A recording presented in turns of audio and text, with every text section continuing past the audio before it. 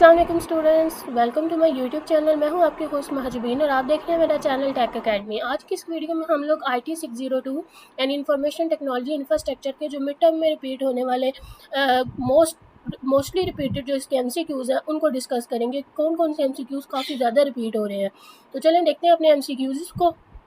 ये बुक मतलब IT 601 थोड़ा टफ है, लेकिन जो IT 602 है यानी IT इंफ्रास्ट्रक्चर, ये काफ़ी इजी बुक है। बस आप लोगों ने इसको देख के कंफ्यूज नहीं होना और अच्छे से अपनी मिड टर्म की प्रिपरेशन करनी है इंशाल्लाह। अगर आप लोगों ने इन वीडियोस पे मतलब मिड टर्म की वीडियोस पे अच्छा रिस्पांस रहा तो मैं फ़ाइनल की भी MCQs और सब्जेक्टिव की भी वीडियोस बना दूँगी ताकि आप लोगों का अच्छा पेपर हो जाए और अच्छे से आपका ये सब्जेक्ट कवर हो जाए। तो चलें चलते हैं अपने MCQs की तरफ। तो यहाँ पे एज सच आई थिंक सो इसमें जो फर्स्ट MCQs था, ये जो हाईलाइटेड पार्ट है ना, ये आप क्वेश्चंस के लिए लाजमी करिएगा, ताकि ये जैसे इसमें हाईलाइटेड हुआ है पिंक कलर से कि काइंड्स ऑफ, ये हमारी दफ़ा भी जब हमने ये सब्जेक्ट पढ़ा था तो उसमें ये मिड टर्म में क्वेश्चन थे। नेक्स्ट ये जो IT इंफ्रास्ट्रक्चर आल्सो सर्व, ये इस आल्सो सर्व के बाद आगे से डैश गिवन थी हमारे पास और यहाँ पे था कि आप बताइए किस फॉर्म में आगे सर्व करता है। As a foundation upon which mission program and project specific, ये आपने एक MCQs करना है, ये भी रिपीट है, ये था हमारे मिड टर्म का। ठीक है, ओके नेक्स्ट चलते हैं।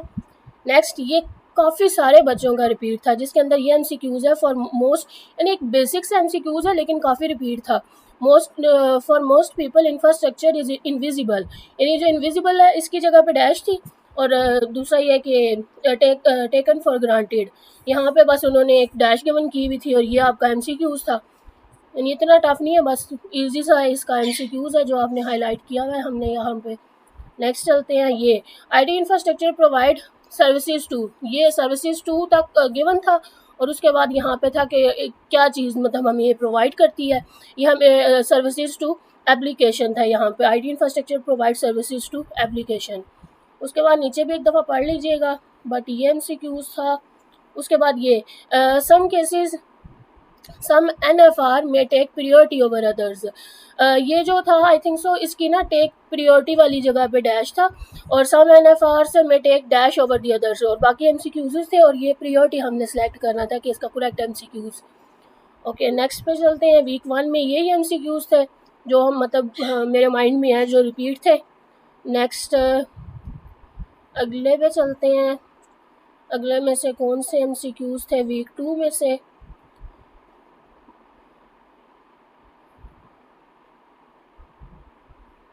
ये जो बेसिक खासकर इस तरह के होते हैं ना, जो जैसे ये 99.999% इस तरह के, ये आप लाजमी करके जाइएगा, इनमें से आ सकते हैं MCQs वगैरह ना।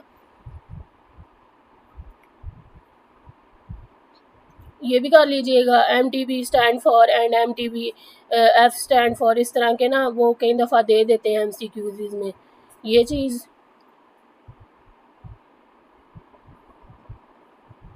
ये ऐसे इतना इम्पोर्टेंट नहीं है बट एक दफ़ा देख लीजिएगा। ओके ये था MTTR can be kept low by, और नीचे उन्होंने डिफरेंट ऑप्शंस दिए हुए थे जिनमें से जो करेक्ट ऑप्शन था वो हमने ये वाला सेलेक्ट करना था, having a service contract with the supplier.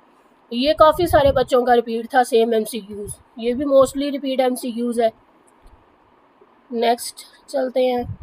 ये फार्मूला भी मस्ट करके जाएगा, कोई पता नहीं कई दफ़ा वो क्वेश्चन दे देते हैं और उसमें से ना बोलते हैं कि वैल्यूज़ गिवन कर देते हैं, बस हमने फार्मूला अप्लाई करना होता है, बाकी इतनी डिटेल करने की ज़रूरत नहीं है। ये भी नहीं इतना करने की नीड, ये फार्मूला भी कर लीजिएगा, कैलकुलेट द अवेलेबिलिटी वाला, हो सकता है वो शॉर्ट क्वेश्चन में दे दें। नेक्स्ट ये वाला MCQs था, because of the complexity of the software it is nearly dash to create bug free software, it is nearly impossible, यानी ये यहाँ पे था डैश थी और हमने बताना था कि क्या चीज़ मतलब हो जाता है, तो वो कम्प्लेक्सिटी की वजह से इम्पॉसिबल हो जाता है ये। और नेक्स्ट ये भी MCQs था, एप्लीकेशन सॉफ्टवेयर, कौन से सॉफ्टवेयर जो है वो can stop the entire system, तो ये यहाँ पे डैश गिवन थी और हमने ये अगला गिवन था bugs can stop the entire system, तो हमने ऐड करना था, जो करेक्ट ऑप्शन था वो था application software can stop the entire system. Okay next पे चलते हैं। ये ड्यूरिंग मतलब ये गिवन था यहाँ पे, ये डैश थी ड्यूरिंग विच फेज, ये जो है plan maintenance during the dash the system is more vulnerable to downtime than under the normal circumstances during the planned maintenance के टाइम पे सिस्टम जो है वो more vulnerable to downtime होता है। तो ये भी MCQs काफ़ी बच्चों का रिपीट था, तो ये भी आप लोग कर लीजिएगा। ये देखें आप, ये भी एक बेसिक MCQs है, लेकिन ये भी आया हुआ था। आप इसके बाकी भी कर लीजिएगा, लाइक ये fans for cooling equipment usually break because of the dust. ये यहाँ पे था कि बाकी सारा गिवन था, बस यहाँ पे डैश थी, because of dash dust and in the bearings, कि उनकी बेरिंग्स फैंस ख़राब हो जाते हैं, उनकी बेरिंग्स में डस्ट चली जाती है। और बाकी ये जो गिवन है ये भी एक दफ़ा पढ़ लीजिएगा, हो सकता है कोई न्यू इनमें से भी आ जाए। इतने टफ नहीं है, बेसिक से हैं, तो आप लोग इजीली कर लोगे इसको भी। ये environmental issues can cause down time, इनमें से था कि इनको क्या issues environmental issues can cause down time. इसका आई थिंक सो इस तरह का था, dash issues can cause the down time. तो यहाँ पे ये डैश गिवन थी, can cause the down time environmental issues के अंदर लाइक पावर सिस्टम, उसका कूलिंग सिस्टम, इन्वायरमेंट्स के जो मतलब एक्सटर्नल फैक्टर्स फिर कौन से आ जाते हैं, डिजास्टर, फायर, अर्थक्वेक, फ्लडिंग, ये सारी चीज़ें एक दफ़ा पढ़ लीजिएगा। लेकिन MCQs ये था, can cause down time, environmental issues जो है वो डाउन टाइम काज करते हैं, यानी हमारा सिस्टम डाउन हो जाता है। ओके, नेक्स्ट ये था, ये a dash is a component in the infrastructure that if it fail cause down time, यानी क्या चीज़ है कि अगर फेल हो जाए ये चीज़, अब single point of failure spoof जो है, is a component, dash is a component in the infrastructure that if it is fail cause the down time of entire system, यानी अगर ये एक पॉइंट पे अगर ये चीज़ फेल हो जाए तो वो पूरा सिस्टम डाउन हो जाता है। तो ये इसको क्या कहते हैं, सिंगल पॉइंट ऑफ फेलियर, यानी SPOF। और आगे अगला MCQs भी था, SPOF should be avoided in the infrastructure they pose a large risk to availability of the system. ये आई थिंक सो था, dash should be avoided in the infrastructure because ये जो है वो बहुत ज़्यादा इफ़ेक्ट करता है हमारे इंफ्रास्ट्रक्चर को, लार्ज रिस्क मतलब large risk to the availability of the system. तो यहाँ पे आई थिंक सो इसकी डैश थी और बाकी गिवन था, तो आपने ये ऑप्शन करेक्ट चूज़ करना था इसका। ओके, नेक्स्ट चलते हैं। Failure is the semi automatic switch over to a standby system. ये जो फेल ओवर, ये डैश थी यहाँ पे, ये dash is the semi automatic switch over to standby system और कंपोनेंट। तो यहाँ पे आपने करेक्ट जो चूज़ करना था वो था failover is the semi automatic switch over to a standby system on a component. Okay, next ये फॉल बैक का भी कर लीजिएगा, dash is the manual switch over के लिए फॉल बैक है, और जो ये सेमी ऑटोमेटिक स्विच ओवर है उसके लिए फेल ओवर है। आई थिंक सो ये भी MCQs था बट हाईलाइट होने में मिस हो गया। तो ये वाला जो इसकी डैश थी ना, वो ये चीज़ डैश पे थी और बाकी ये सब कुछ गिवन था। तो आपने जो चूज़ करना था ना, मैनुअल स्विच ओवर है तो फॉल बैक है, और अगर सेमी ऑटोमेटिक है तो वो फेल ओवर है। तो ये भी पढ़ लीजिएगा। ओके, ये जो डिज़ास्टर रिकवरी वाले हैं ना, डिज़ास्टर वाले, ये काफ़ी क्वेश्चंस में भी रिपीट थे, तो ये भी आप लाजमी करके जाइएगा। ये लॉन्ग में था I think so, to handle the effect of disaster कौन कौन से हम लोग प्रोसेस यूज़ करते हैं। Following process are like business continuity management, BCM and disaster recovery plan. और ये क्वेश्चन मोस्टली लॉन्ग में रिपीट था, ये कि आप नेचुरल डिज़ास्टर और मैन मेड डिज़ास्टर के डिफरेंस बताएं, नेचुरल डिज़ास्टर कौन से होते हैं और मैन मेड कौन से होते हैं। ओके, नेक्स्ट वीक 3 में चलते हैं।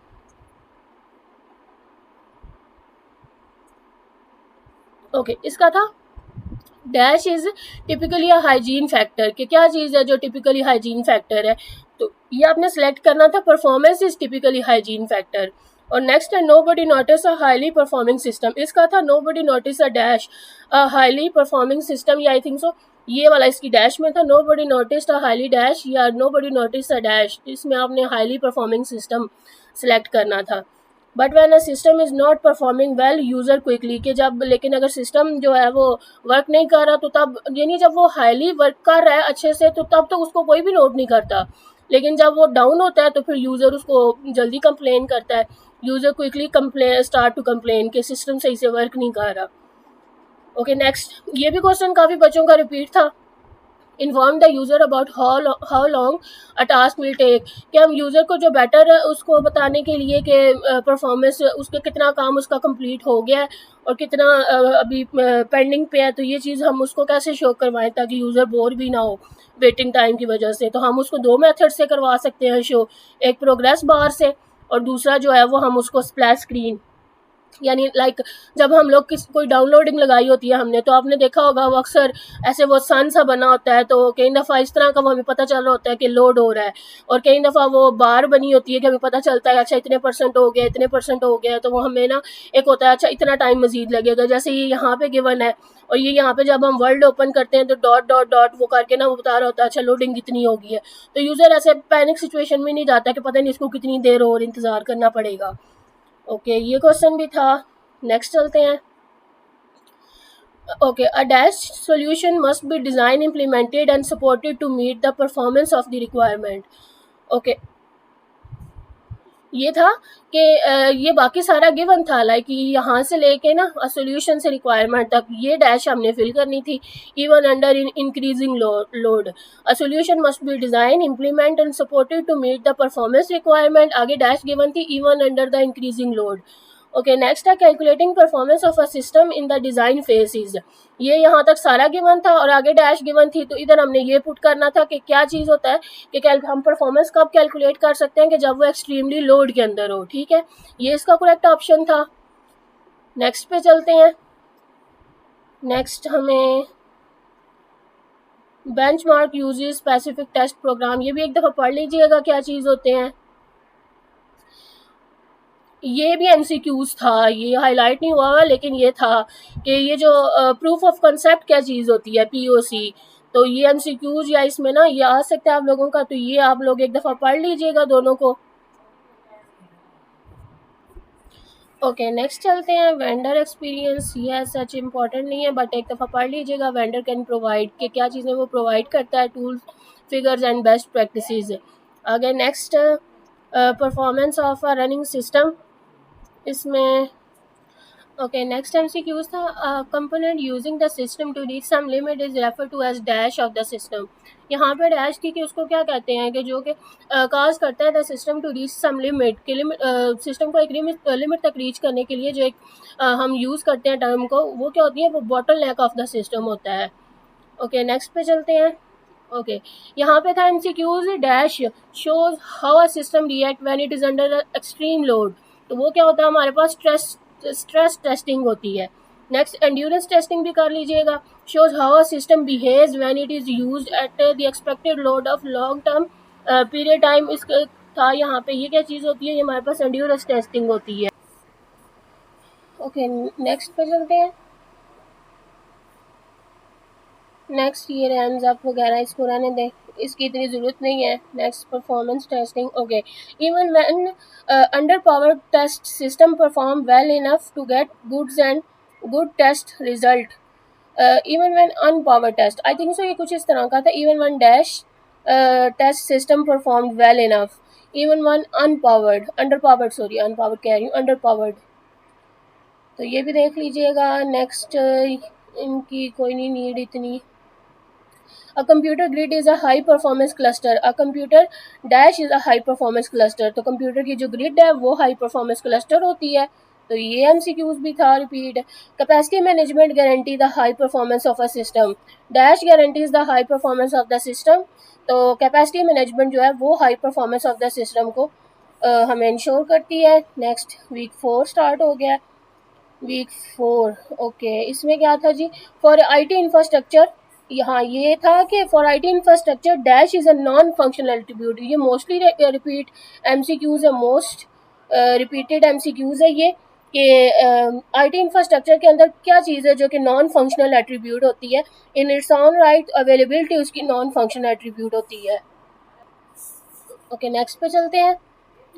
नेक्स्ट एमसीक्यूज, मैं भी थोड़ा फास्ट कर रही हूँ, लेकिन आप लोग देख लीजिएगा इनमें से, अगर आपको कोई इंपॉर्टेंट लगते हैं तो एक दफ़ा पढ़ लाजमी लीजिएगा, लेकिन अभी हम लोग सिर्फ हाईलाइटेड पे मेन फोकस कर रहे हैं। Okay, the main purpose of terrorism is creating fear in society, तो आई थिंक सो ये कुछ इस तरह का था। The main purpose of terrorism is dash, तो इसका था creating fear in society. Terrorism क्या करता है, सोसाइटी में फियर क्रिएट करता है। नेक्स्ट था sudden government use dash as a act of war, तो hacking practices as act of war के तौर पर यूज़ की जाती हैं गवर्नमेंट की तरफ से। Next managing security is all about managing risk, तो ये था dash is all about managing the risk. Risk को मैनेज करना किसके अंडर होता है, managing the security is all about managing the risk. तो ठीक हो गया, नेक्स्ट चलते हैं। नेक्स्ट ये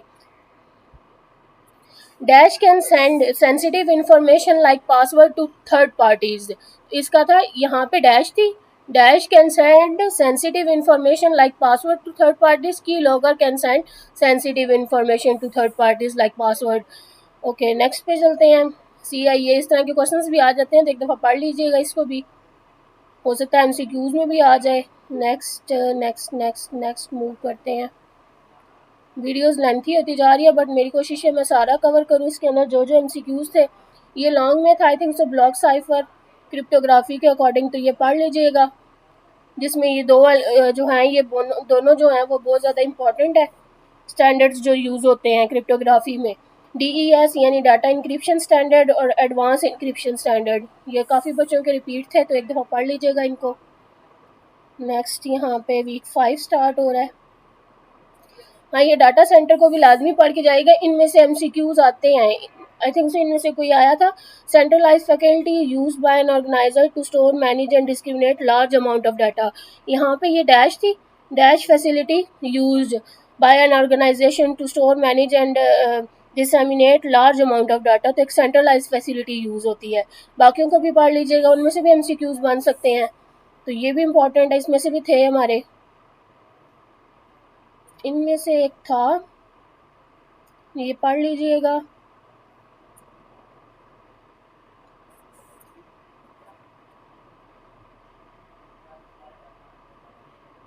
ये भी MCQs था, जो one fully filled 19 inch computer rack weight up to 700 kg, तो ये आई थिंक सो, ये इसका था, क्या नाम है, 19 इंचज़ कंप्यूटर रैक कुछ इस तरह का था, वेट अप टू 700 kg, तो ये आप पढ़ लीजिएगा इसको एक दफ़ा। और ये भी MCQs में था, ये जो मेटल फ्रेमवर्क वाला है ना, ये dash floor consist of a metal framework carrying removable floor tiles, तो इसका था raised floor consist of metal framework carrying removable floor tiles.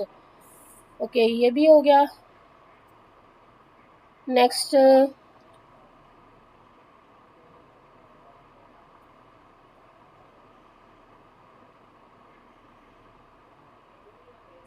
यहाँ पे पावर सप्लाई वाले में से भी था MCQs, ये power supply in data centre include, तो इसके अंदर बाकी ऑप्शन गिवन थे, तो बाकी सारे चेंज थे, लेकिन ये एक आई थिंक सो ये वाला था, यूटिलिटी पावर सप्लाई, ये जो था उसके अंदर करेक्ट था, और बाकी अजीब से थे, तो ये आप पढ़ लीजिएगा, ये भी MCQs में था। ये भी था हमारा पॉसिबली लीडिंग टू, ये क्या पावर जो यूटिलिटी पावर सप्लाई है, ये पॉसिबली किस चीज़ को लीड करती है, डाउन टाइम को। बाकी MCQs चेंज थे, उनमें से जो करेक्ट था वो डाउन टाइम था। ये पावर इश्यूज़ का भी आई थिंक सो था कोई MCQs, types of power issues, इसमें blackout I think so correct था। और next a power distribution unit, हाँ ये भी था, power distribution unit is a device with multiple power outlets, ये क्या है, dash is a device with multiple power outlets, तो इसका था ये PDU, power distribution unit is a device with multiple outlets. Okay ये भी हो गया, नेक्स्ट चलते हैं।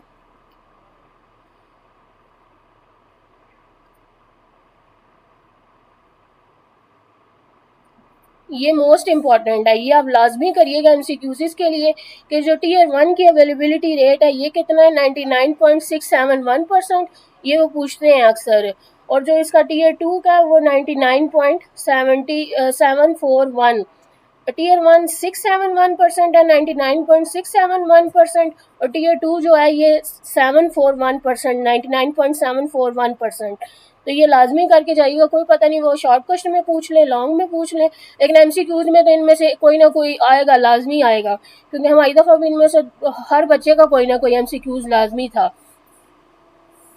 तो ये भी एक दफ़ा देख लीजिएगा। और ये भी MCQs था कि dash fulfil all the tier 1 requirements path of power and cooling distribution. तो ये कौन सी टीयर जो है वो सारी ये single path of power and cooling distribution and redundant components provide करती है, तो टीयर 1, तो ये इसका करेक्ट ऑप्शन था। तो ये देखें, ये भी हाईलाइट हुआ है क्योंकि काफ़ी सारे बच्चों का ये रिपीट था। ये जो अवेलेबिलिटी रेट है ना टीयर 1, 2, 3 और 4 के, ये आपने मस्ट करने हैं सबके। तो ये MCQs थे। नेक्स्ट, डाटा सेंटर्स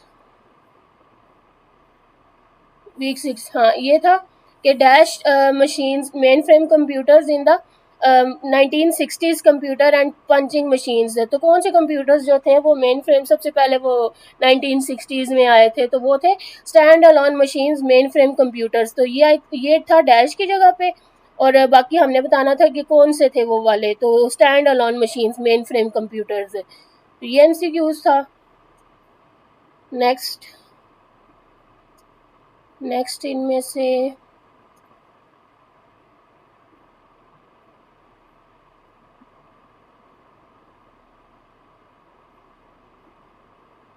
इसमें से भी था एक, the NIC actually both physical layer and data link layer, I think so यही था। हैज अ फिक्स्ड, हाँ ये था, NIC has a fixed MAC address, NIC has a fixed dash. उसका क्या चीज़ मतलब फिक्स होती है NIC के अंदर, उसका जो मैक एड्रेस है वो फिक्स होता है। तो ये भी इम्पोर्टेंट है, ये भी कर लीजिएगा। नेक्स्ट इसमें से ये वाईफाई की रेंज क्या होती है जी, Wi-Fi range is about 30 metre, ये MCQs था।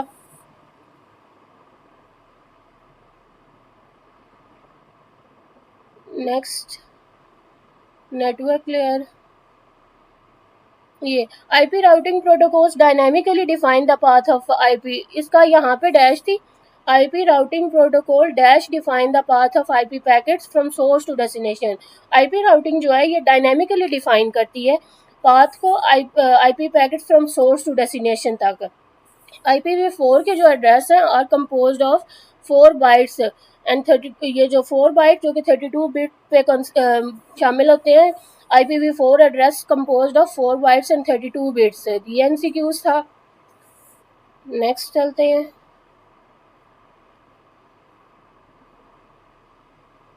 ओके, IPv4 जो है वो 4 बाइट्स और 32 बिट थी, और ये MCQs था जो IPv6 है उसका क्या एड्रेस होता है, वो 128 बिट एड्रेस होता है, जिसमें रिप्रेजेंट करता है ये 8 ग्रुप्स को, 4 हेक्सामेल डिजिट्स सेपरेटेड बाय कॉलम्स। तो ये भी MCQs रिपीट है, और ये क्वेश्चन मोस्टली रिपीट है जिसमें दोनों का डिफरेंस है, ये लॉन्ग में मोस्टली आ जाता है, तो ये देख लीजिएगा एक दफ़ा।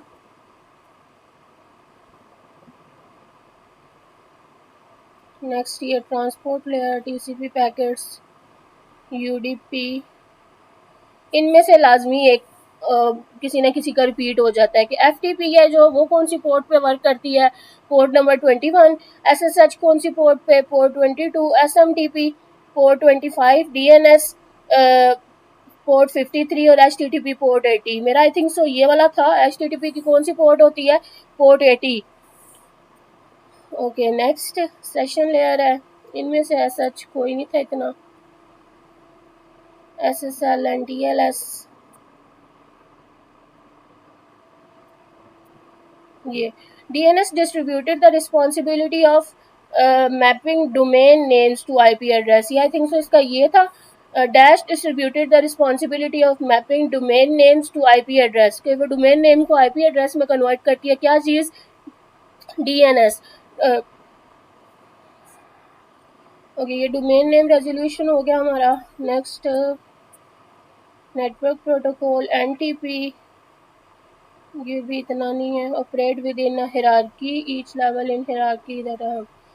तो मैंने तो अपनी तरफ से कोशिश की है, ये I think so weak 6 complete हो गया कि मैं आपको सारे जो भी इम्पोर्टेंट MCQs मेरे माइंड में थे और जो यहाँ पे मैंने हाईलाइट किए हुए थे या जो भी हाईलाइटेड मेरे पास मौजूद थे, मैं उसको आपके साथ डिस्कस कर सकूँ। आई होप आप लोग सबका अगर आप लोग ये वीडियो अच्छे से देखेंगे, आप लोगों के MCQs तकरीबन 90% सब बच्चों के यही रिपीट थे हमारी दफ़ा भी, और काफ़ी सारे बच्चों का अभी भी ये वाले रिपीट थे। तो अगर आप लोग ये वीडियो अच्छे से देखते हैं और अच्छे से ये वाले MCQs कर लेते हैं तो आपका भी इंशाल्लाह 80 से 90% MCQs इज़ डन है यहाँ से। तो बेस्ट ऑफ लक आप सबको पेपर्स के लिए, और आप लोग काइंडली वीडियो को लाइक, शेयर और सब्सक्राइब लाजमी करिएगा। देखिए, आपके एक लाइक या शेयर या सब्सक्राइब करने से हमें भी मोटिवेशन मिलती है कि हम मज़ीद इस तरह की वीडियोस बना सकें, तो ताकि आप लोग भी नेक्स्ट जब फ़ाइनल की आप लोगों की प्रिपरेशन हो, मैं फ़ाइनल की भी इस तरह की वीडियो बना सकूं ताकि आपका फ़ाइनल भी अच्छे तरीके से हो जाए। बाकी अगर आपका कोई भी इसमें से कोई क्वेश्चन है तो आप मुझे लाज़मी बताइएगा, मैं इंशाल्लाह आपको आंसर करने की लाज़मी कोशिश करूँगी, और आपके जितने भी क्वेश्चंस होंगे और जो भी आपकी क्यूरीज़ होंगी उनको लाज़मी मैं कवर करने की वीडियो में कोशिश किया करूँगी। तो मिलते हैं एक न्यू वीडियो के साथ, तब तक के लिए अल्लाह हाफ़िज़।